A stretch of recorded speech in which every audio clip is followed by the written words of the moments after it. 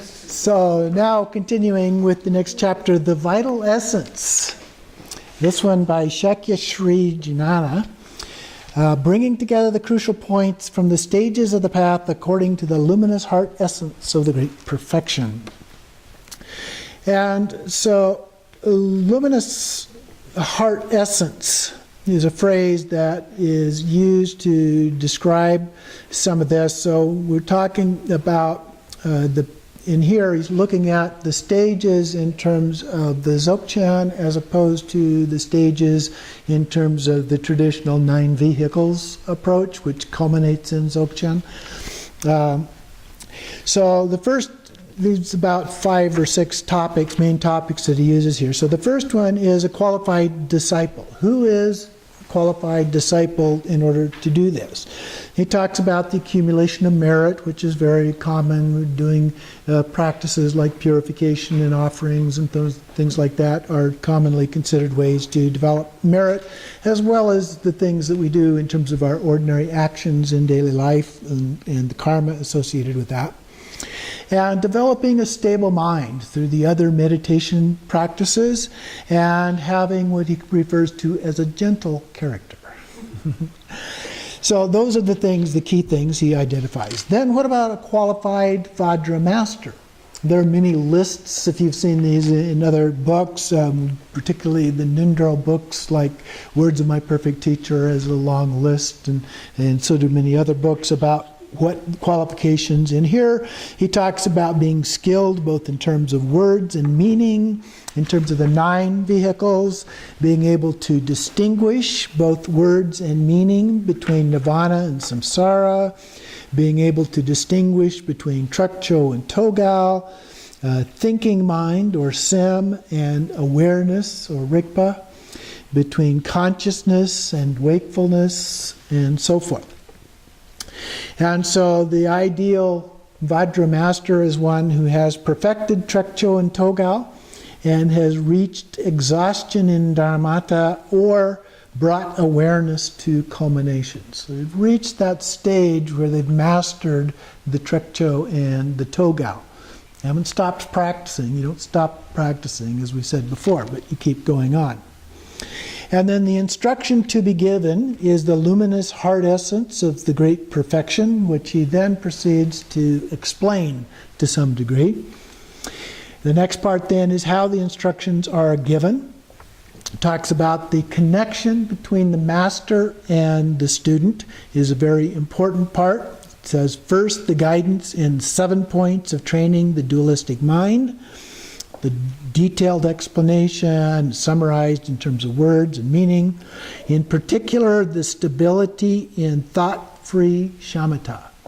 So having shamatha at the beginning is a very important part of this. Following that, the various empowerments and the great perfection, as well as the explanatory lineage. So we'll talk more about the lineages in terms of Dzogchen as we get into the history a little bit more. The instructions of trekcho and togal, also then we get into those in terms of the words and the meaning of those. He also says that here is what you should do. Visualize your guru above the crown of your head or in the center of your heart, and then call upon him and invoke the passion of sincere devotion.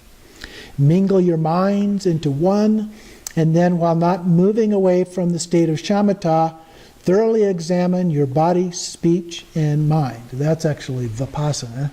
So from a state of shamatha, doing vipassana. And then, and this is the most important, who feels the joy and sorrow? Who is the doer of good and evil? And all of those kinds of questions that we do in vipassana. And then you conclude that the mind is the most important. And then you examine the mind, which seems to vividly arise and then utterly vanish. So thoughts come up, there's stuff going on, we recognize the mind, goes away. Oh, what happened to my mind? I just lost my mind. And it goes through and actually lists a bunch of other questions here associated with that. Then next investigate the conscious mind's dwelling place, and finally its point of departure. So we said, where is the mind located? Is it out here? Is it in your head? Is it in your heart? Throughout your body? Both? Neither? Those kinds of questions. Then we discover it cannot be found. There is no specific location of origin, no dwelling place or departure point, and so we continue investigating that which experiences pleasure and pain, good and evil, and is the seed of all samsara and nirvana. So you spend quite a bit of time doing these vipassana kinds of activities, of really trying to get to the mind and understand the mind. I mentioned before that the training in Dzogchen has 3 different branches. There's the mind, the space, and the special instruction series. But the mind series in particular really is focused on these kinds of questions about understanding the mind in order to understand the nature of mind. Does this mind have form, color, shape, dimensions? Continuing list of questions. Is it something concrete or inconcrete? A complete void? Investigate this thoroughly until you are certain. There are no categories of concrete or inconcrete, eternal or non-existent, both groundless and rootless. So you get to a point, you actually exhaust even the idea of concepts altogether. Okay?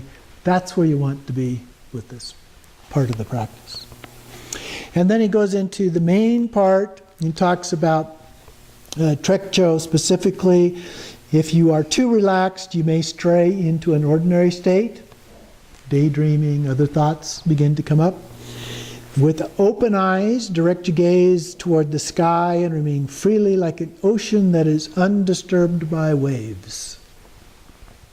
I never think of the ocean as being undisturbed by waves. I think more of a lake that's still and calm and like a mirror, if you will. But that's the idea, that you just calm it down to the point where nothing's there, there's no concepts to think about that you observe or anything like that. There is an aware quality that is both empty and cognizant and neither altered nor corrupted by any thoughts. Keep this natural state. Sense impressions may appear. Do not stray from the nature of self-existing awareness, even when the sense awarenesses appear. And then he talks a little bit about these mind and space sections as well as Mahamudra. He says, in those 3, the very core of the practice is to allow the coarse and subtle thoughts to naturally vanish by looking into their essence and letting them be in naturalness. Now, that sounds a great deal like what we've been talking about in terms of Dzogchen. But, he says, this conflicts directly with the view of great perfection. Why? Well, he says it is extremely important that while having recognized the natural state, you allow all coarse and subtle thoughts to be groundless and rootless and to be liberated simultaneously with the arising. This is the sublime and vital point. Okay? So it comes and goes at the same time. Okay? Then you gradually get greater stability, and there are 3 means of placement. And we talk about, in shamatha, we talk about placement. There's 9 different forms of placement, different levels, if you will. So these are those specific to great perfection. The first one is, it's like a bundle of straw when the string has been cut. If you've ever cut the string on a bale of straw, or in Oregon we had grass hay, it does the same thing, but you cut it and it just goes poof, it loosens up. Okay, so it's like a bundle of straw when the string has been cut, and that is the body, comfortable and at ease. Then the second one is like the strings of a sitar that have been severed. Your voice is uninvolved. The third one is like a water mill where the water has been diverted. And this is like your mind in its natural state. So another way of putting it is just stillness of body, speech, and mind. Okay? Do not try to do anything at all, even though thoughts stir and then exhaust themselves. The vital point is not to intermingle this view with the views of the 9 vehicles. Because it is established by means, they are established by means of analytical meditation. So you're after the direct experience, not thinking it through, but just the direct experience. And then recognizing that is important.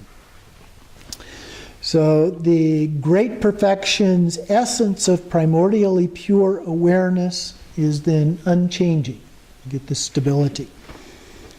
And you perfect that, the great strength of that awareness with the basic space of primordial purity. So there's nothing else to be attained. And even though the labels Buddha or fruition may be given to it, there's nothing else to be attained. The primordial purity means that the basic nature of awareness belongs to neither samsara or nirvana. And therefore its identity is primordially pure. No virtuous karmic cause and effect improves this primordial purity, nor does any unvirtuous karmic cause and effect worsen it. It's beyond that. Okay? Karma becomes just another label, another concept. Okay? So you go beyond even that. And cause and effect appear just as expressions. They are all unreal and empty, a magical display. And then he talks a little bit about nakedness, is another term that's often used. And he says nakedness means the fresh basic nature is completely untainted. And then he talks about openness, another term that we see means the wide open natural state is neither composed of nor produced by conceptual thoughts. It is complete openness that is not obscured. Sounds and words are like an echo. When you reach even greater stability, the stage of culmination of awareness, thoughts arise and dissolve simultaneously like tiny particles of moisture in midair. I remember when I was on retreat about a year ago or so, I guess about a year and a half ago now, and I was sitting out doing sky gazing, and there were these small clouds that, as I watched, came in and they got bigger and bigger as clouds. They weren't very big, they were still small clouds, but they got more cloud-like, and then they just kind of disappeared again. It was like there was this one place in the sky that whatever caused those to manifest, there was enough moisture in the air that it caused it to turn into a cloud formation, and then as it went on a little further, got out of that section of the sky, the conditions changed enough that it disappeared again. Same kind of thing that it's talking about here. And then after this, the stage of exhaustion in Dharmata, all expressions transcend the categories of arising and dissolving. Okay. At this stage, even the subtlest type of consciousness has dissolved into the empty and cognizant nature of awareness. So it's important to be aware that there are some levels, some stages here as we go through this. And then for applying the numerous key points for Togao, spontaneous presence, we have the preliminaries. There are preliminaries for both Trekcho and Togao, the Korde Rushin practices. In some traditions, those are done as preliminary to Trekcho, and some they're done as preliminary to Togao. In some, they're divided up, and part of them are done for Trekcho, part of them are done for Togao.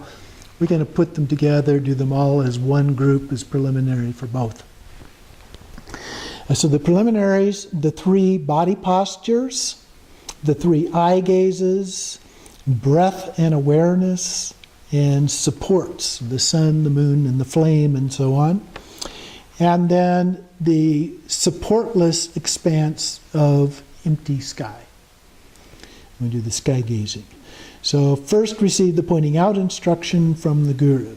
Next, train until you have reached manifest dharmata in actuality, increased experience in displays, the culmination of awareness, and then exhaustion into dharmata. Those are the 4 visions of Togao.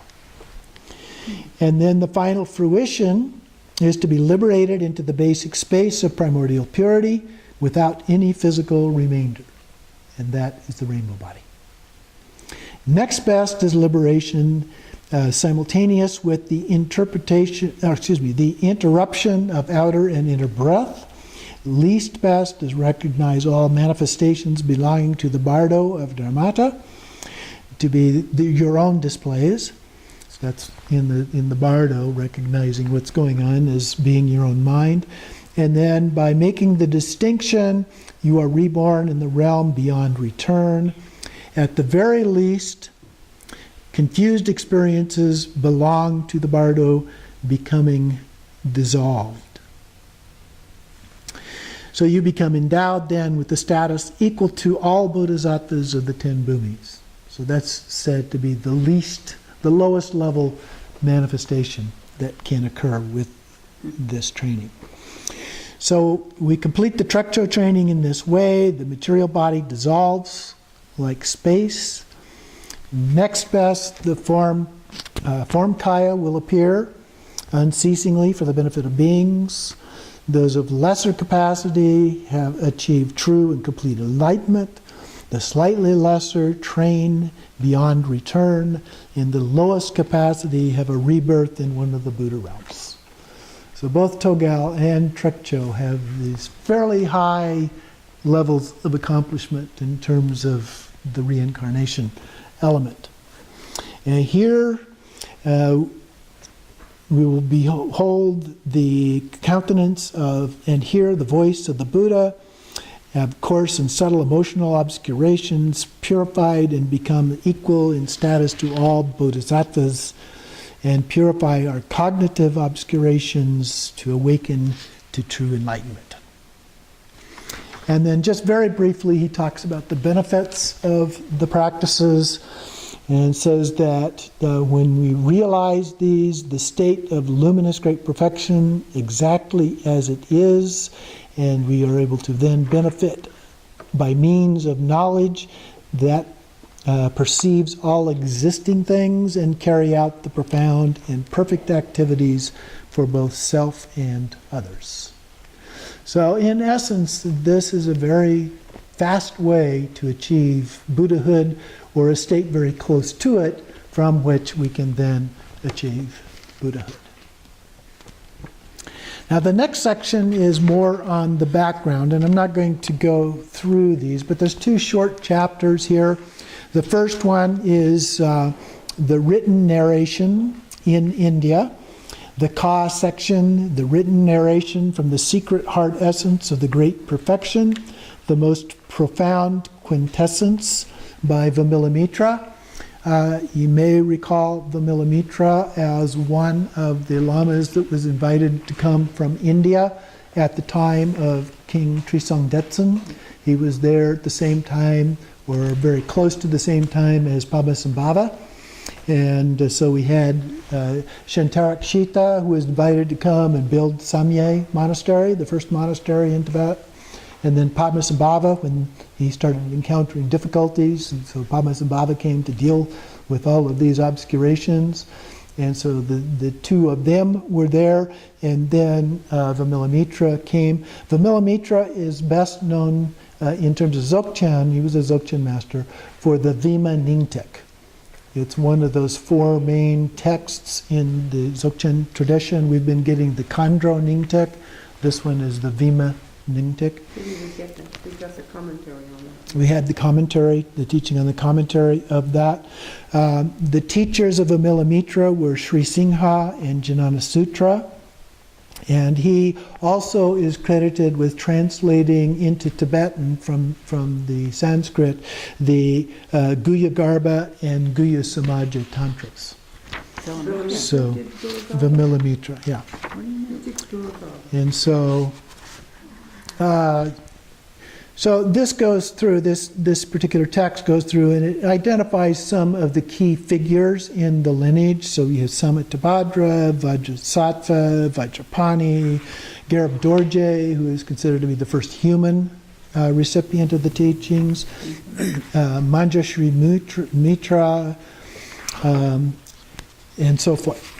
And then the next chapter is again a little bit more of some of the key figures. This one is the story of Vimalamitra and Varatsana, and this one is from Yeshe Tsogyal. And we just talked about Vimalamitra. Varatsana was a translator from Tibet who was sent by King Trisong Detsen to India to help translate texts and bring them back. He is considered to be one of the 25 disciples of Bhabasambhava, and also he was one of the first 7 lamas that were ordained at Samye Monastery. And then also he is credited with translating the Mind and Space series. We talked about those 3 series. He translated the Mind and Space series while he was in India and brought those back to Tibet. So this also then goes through and talks a little bit about a few of those key figures associated with those 2 individuals. So the last thing that I want to do then is hand out to you, and each of these as you pass them around are 2 pages, so be careful you get both pages, the practice for you to do, this daily Dzogchen. And for those of you who have been doing our meditation hour, this will be very familiar. It's almost the same as that. And so it is a daily Dzogchen practice. It starts off with the daily Nundro in a very simplified form. It's a little more simplified than what's in the prayer book. And so you do those parts, and then it has the Rigpa Guru Yoga, which is also in our prayer book but in a different place. And so you do the Rigpa Guru Yoga practice, and then meditate in the state of Rigpa, the natural state. And so that is the main practice. And then you complete that, and then don't forget to make notes in your journal as a part of that.